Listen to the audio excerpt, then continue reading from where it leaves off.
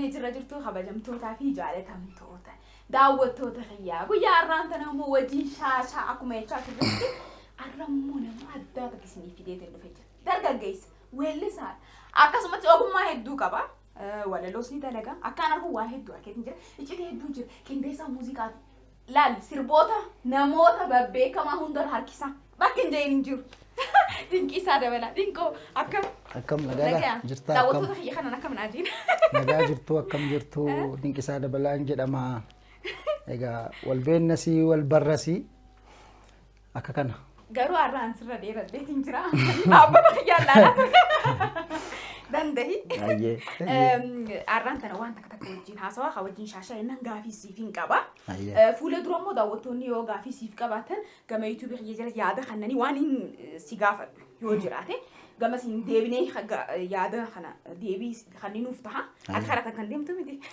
rakkoo tokko shaashaa Dinqoo nis ni wallista nis sirbaas ni qindeessita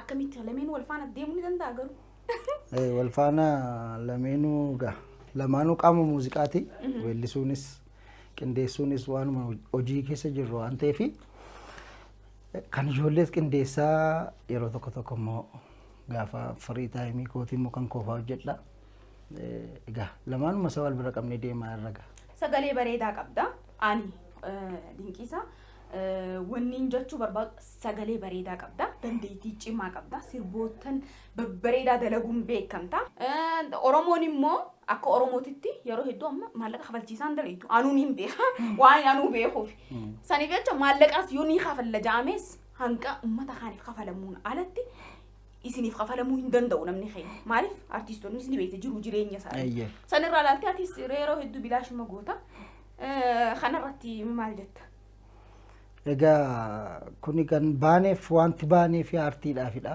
aartii hojjechuuf aartii keenya guddisuuf irra guddaa otoo waan kana qabeenya horachuu faayidaa mataa keenya of dursinee otoo baaneeti irra caalaa gama aartii kanaan miti kan deemu nurra ture gama biraarradha kan qabannee turre garuu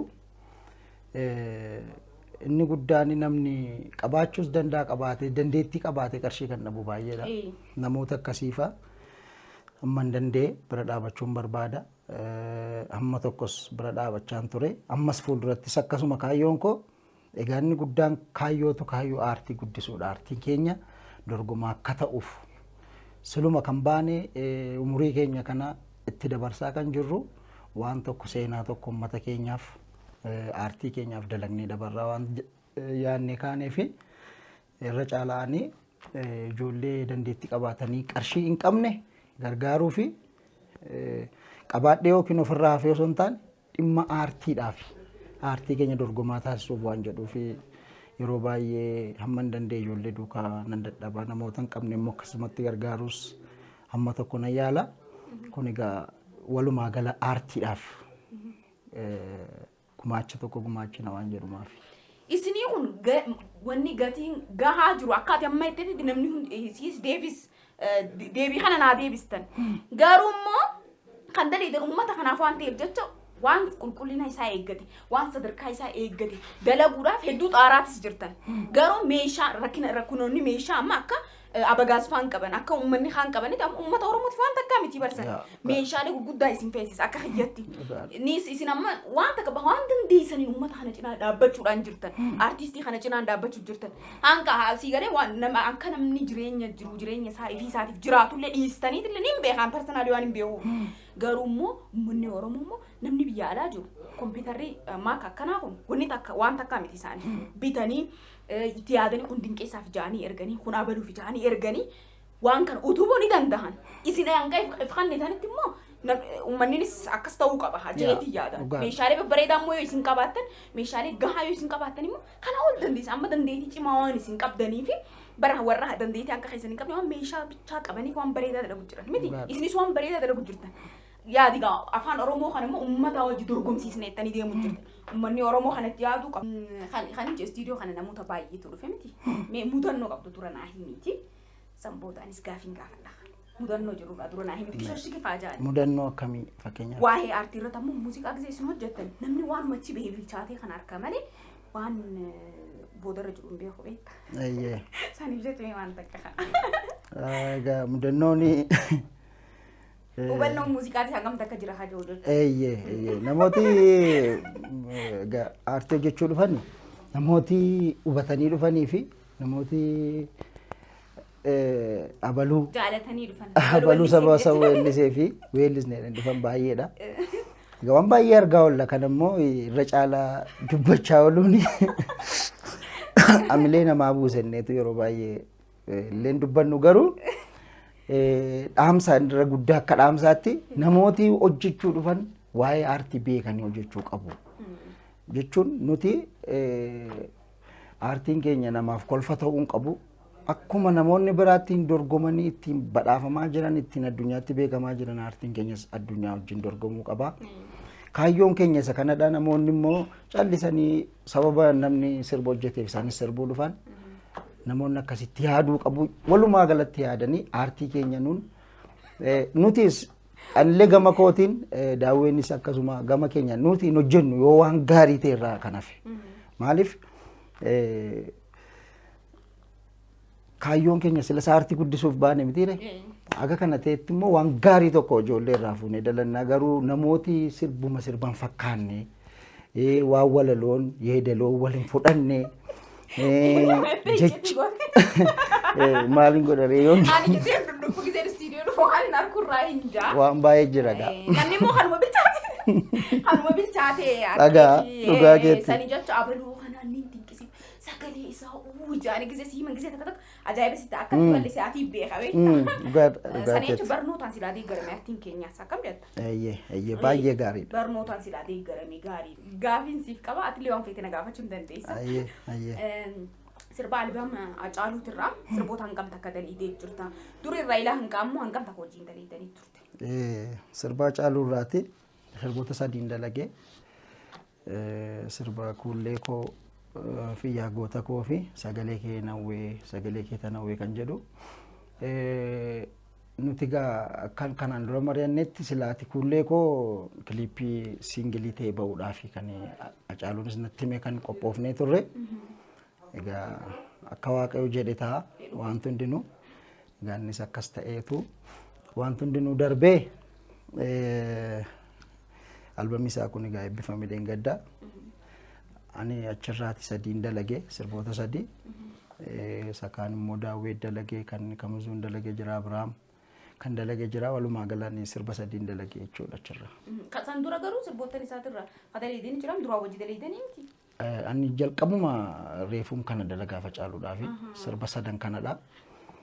Sirboota lama sirboota dura yeroo 2008 2009 keessa kan inni natti kennifaadha. Sirbi goota koo 2009 kan inni natti laatedha.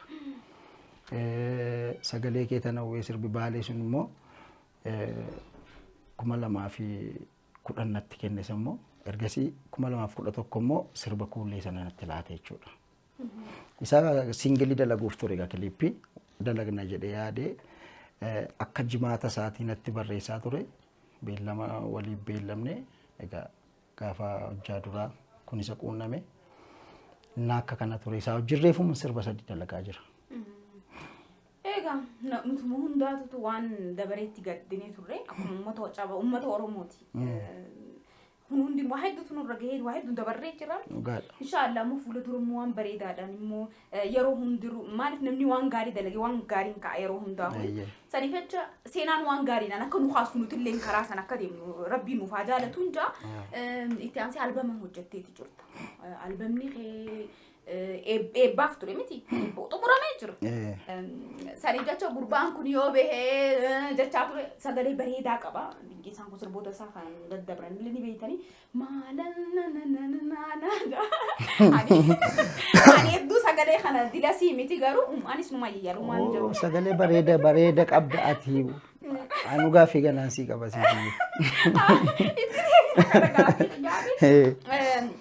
albamni keessan akkamitti waan takka irra deema jechuun albama riikardii kan cabsee ilaa hanga albamni Acaaluu bahutti kan galaanaa ture akka afaan Oromootti akka Itoophiyaattis miti.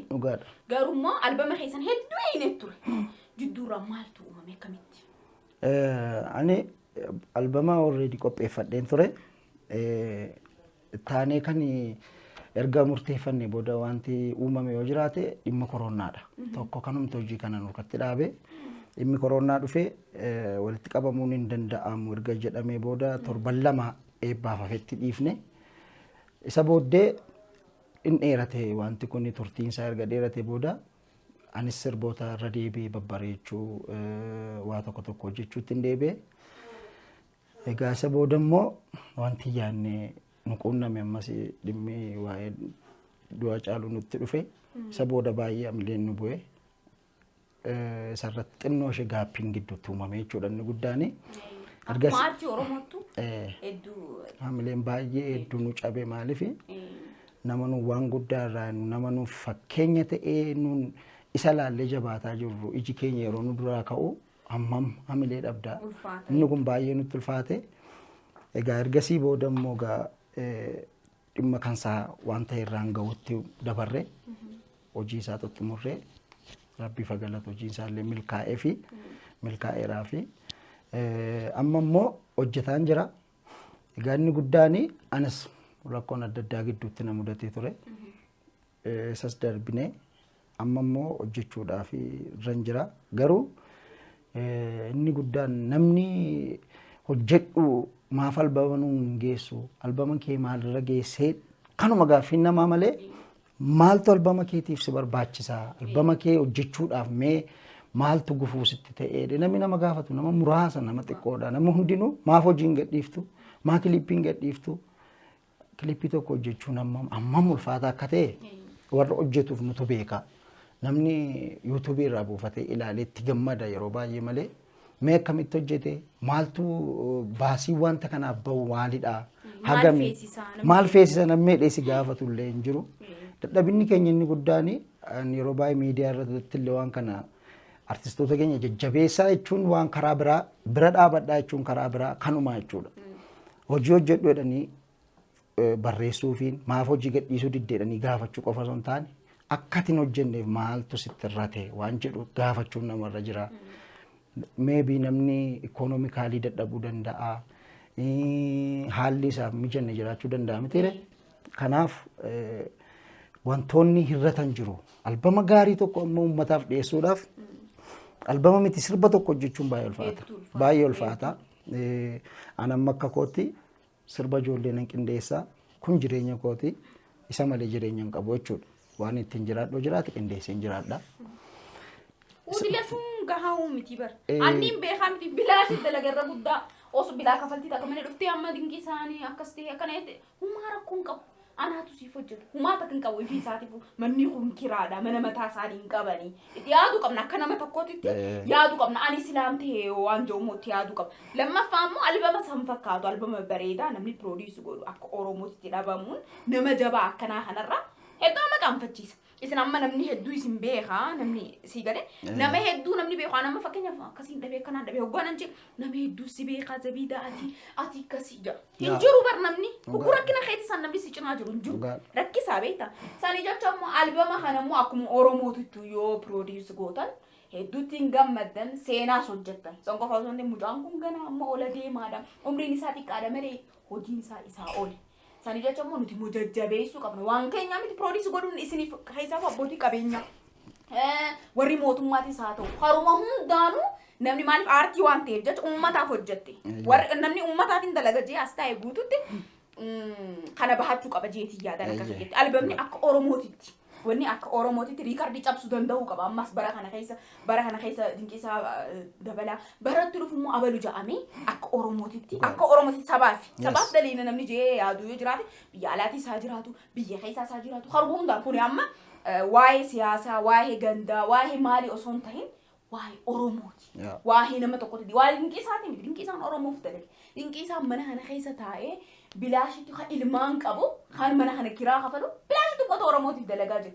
Walalooni dalagaa yaadalooni godha muuziqaa Qindeessaas taa'ee waa hedduu nama teessisan immoo itti yaadu qaba namni. Yoo nuti akka Finfinnee keessa namni jiru kun akka agartee fuula durarra bakka guddaa gahuuf nuti promote yoo goone nama keenya warri miidiyaas warri kanis promote godha nama keessan goota bakka jirtanitti manni kun ana kanatti itti dhufuu hin qabu gizeen dhufutti meeshaan guutuu akka abagaas daran ta'uu danda'u qaba abagaas fakkeenya kan hin godhadhe akka Itoophiyaatti isaatu jira jee meeshaa inni qabu ni beekta qabaachuu qaban ijoolleen tun Oromoon saba guddaa siigalee saniif jecha waan san ta'e jecha sanis godhamu qaba labamni kunis produce ta'e waan bareedaadhaan waan itti boonnu takka immoo ammas dhagahaanis waan hin beekne ittis abdadheef saniif jecha waan bareedaa kana immoo haamileen cabsina gurbaa bareedaa kana mucaa xiqqaa ammaan tana waa hedduu nu dalaguu danda'u kana akkuma isaa kana hojiin isaa saniif jecha akkasiin isiniin jaa Shasha jaa xiqqoon afallisi sagalee kame xiqqishoo Dinqisaa maal si weellisame maalanna gubaasa kan dubbadda malabaasa amma yoomitana saasa maafan gubadda nan baasa nan qabbanesa gubaasa kan koonu mugidiraani maalan godha jaranaani hundumtuu natti mala garasiif garanaani YouTube irra seenaati ilaalaaf YouTube qaba YouTube kee maal ture YouTube koo qabsoo Dinqisaa Dabalaadha Dinqisaa Dabalaa YouTube waan guddaa mucaa irraa nu dhugaan isin jaa Oromootiin wal boonsuu danda'uu qabna. Sani jecha ani hedduu waan dinqisiifadhuufis maaliif seetan namoota dhiyeenyaan namoota beektan namoota akkasumattis ammas waan dalagu jiru namoota amma isin beekamaa jirtaniin guututti namni inni muuziqaa hin dalaginiif hin jiru. Namoota gurguddaa ilaa hanga ijoollee xixiqqoo ijoollee immoo bilaashit bilaa kafaltii takka malee daleessisaa mana kiraa kafala. Sani jecha haammanni keenya akkasitti YouTube illee subscribe godha.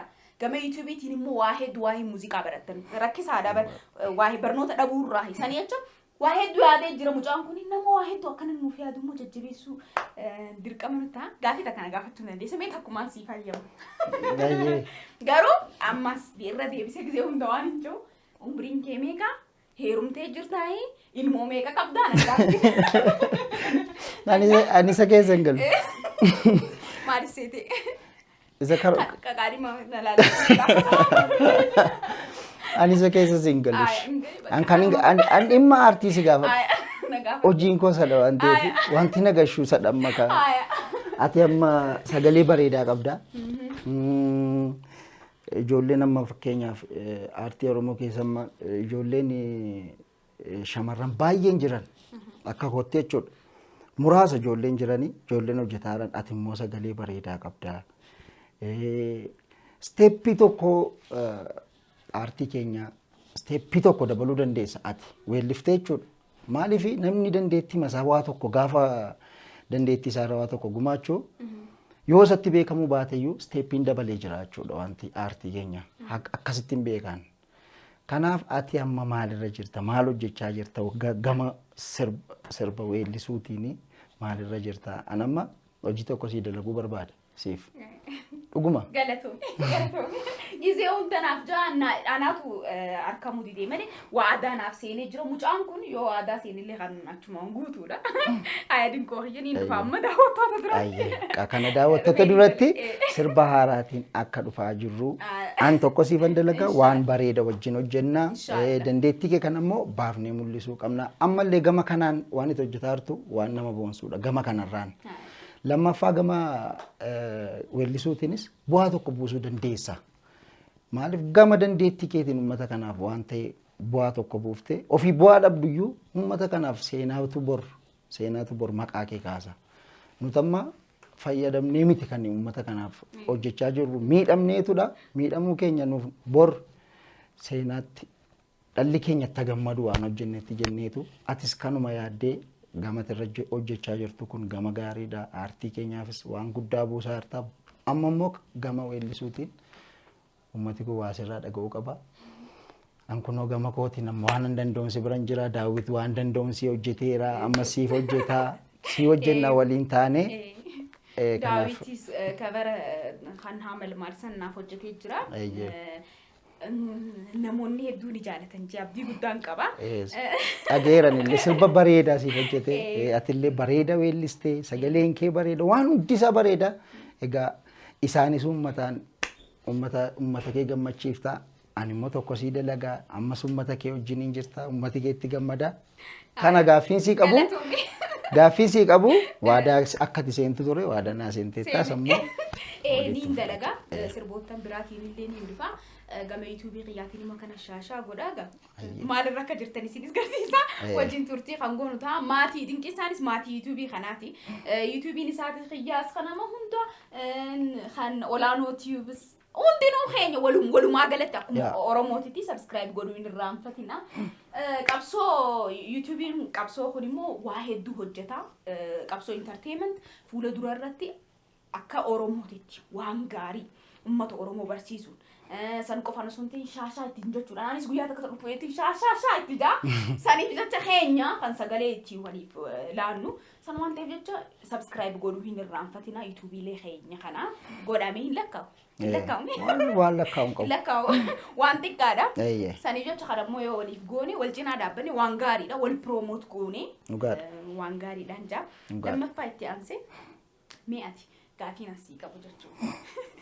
Gaafadhu dargaggeessaas waan taateef yeroo duraati jaalalli si qabdee ni beekti yoo si qabee hoo akkam ture sannaaf akka hin turre barbaada. Akkana achi kan ilaalee fakkaata. Maal egaa jaalalli bineensa hin qaba kun nama miti jaalalli. Bineensa hin jaalalli. Naai migaa bakka tokko hin fedhe. Egaa jaalalli maal nan qabne jechuun danda'u na qabeera. Na qabnaan inni yoo jaalladhe fuudhee. Dhala gurratti. Akkam ture wanni isaa dhalota kana bu'aa bahinsaa iddoo dhagaa. Bu'aa bahinsaa. Nyaatni nama dida ja'anii. Ani sarran geenye waa'ee nyaata nama didura. Warra nama jaalladhe wajjiniini. Harkattee jirti milkooytee jirti. Wajjuma nyaanna. Nyaata akka nullannee walumaa nyaanna. Wal argannee irra waliin dhabne fageenyaa laalan turre. Otu waan akkasii ta'eeti dhuguma nyaata si laguu danda'a wal yaaduun jira jaalalli ulfaataa waan ta'eef garuu immoo nama jaalladhe sana fageenya osoo hin taane wal bira jirra wal argine waliin mari'annee waliin shaashaa jennee achumaan kunoo harkatti milkooytee jirti. Anis bara akka milkooytee waan hin beeku. Sana akka himtu. Warri jaalatti milkaa'iniif akka milkaa'aniif hawwiif haachuma. Kanaaf rabbii warra wal jaallate immoo warra wal hawwaa jiru immoo wal quunnamsiisu jaalala isaanii fiixana baasuufi jenna. San qofa san sirbii ka duraa kan ture. Sirbi koo ka duraa jalqaba kan baasee akkuma salphaatti gaaf tokko taa'ee daloo wayii hojjedheetan yoo saniif dawwalee yoo saniin istiimee kan dhaggeeffadhu inni dhaggeeffatee baay'ee bareedaadha kan inni itti na barreesse sirba gammachuu kee dhabee yaada keetiin gaddaa kan jedhu audiyoo masaa gadhiiseen ture callisee namoonni illee dhaggeeffataniiru egaa kiliippii ittiin hojjenneeni kiliippii yeroo baay'een hojii istuudiyootti waan an qabamuuf yeroo baay'ee kiliippii irratti attention hin kennu. Sirba gammachuu kee dhabeeni yaada keetiin gaddaa kolfii kolfaan bareedaa yoos gaddi koo badaa obsitee obsaan dabarsii maa fageenya laalta hawwii kee obsumaan argattaa. Eenyu barreesse? Yosan geetomtu naa barreesse. Kana ture sirbiin jalqabaaf uummata. Achi itti aansee abaay'ee maaloodha. Maaloo koyyaa abaay'ee maaloo. Min rambuu ture. Miidiyaa kana kan isaa miidiyaa kana maal hedduu namni jaalatu waan ajaa'ibsitti toora hedduu gaafatanis. Atis akkasitti yoo qabattee mee abaay'ee naa jee haa xiqqoome. Xiqqoo si fixachiisa Zabida nama fixachiistu haasawaan jaalata. Abaay'ee maaloo koyyaa abaay'ee maaloo. Abaay'ee maaloo koyyaa abaay'ee maaloo. Abaay'ee maaloo koyyaa abaay'ee maaloo. Karrarra geessee maaf ol hin seenne jaaloo. Ulaakee saakaatti dhiifte saakaatti dhiise saakaatti dhiifne saakaatti dhiifne saakaatti dhiifne awwal dhiigeessisi nyaata kottu na nyaata kottu nu nyaata kottu nu nyaata kottu nu nyaata na baay'ee maaloo kooyyaa baay'ee maaloo karrarra keessee maafoolin seentu jaaloo kakana sirraa bareedu dandeessa. Furdina kana xixiqqoo kan irriftee baay'ee gaariidha shubbisaafis. Garuu maaliin fedha maaliin fedhe siite daawwattoonnis akka kaniin barbaade sirba keetirraa tokko bantee akkanaaf taphattuun barbaade. Anima shubbisamu shubbisa illee keessa hin jiru. Shubbisa keessa hin jiru kaa. Mee maaliin banam mee.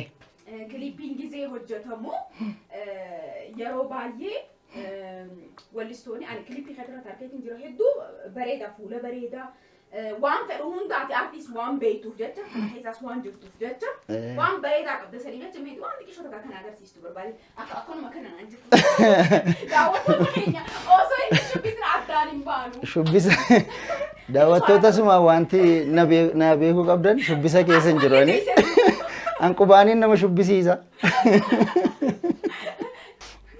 Daawwattoota keenya sanii jecha nuuf shubbisa. Studio kana kootaa sirboota yoo dalaguu barbaaddan gama telegiraamiitiin gama waatsaappiitiin warra biyya alaatiin isa qunnamuu ni dandeessu.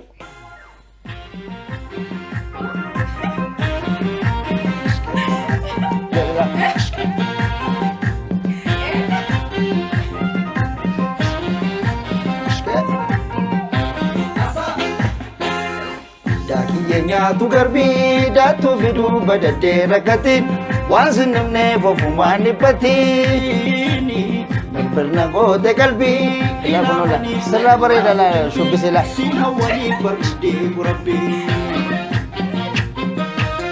Cabbiin gurraacha qabu qaqallatteedhaaf lafeen hin cabu qaqallatteedhaaf lafeen hin cabu atis gurraacha sanii miidhama boonatti leellisanii albuuti sinii su'anii.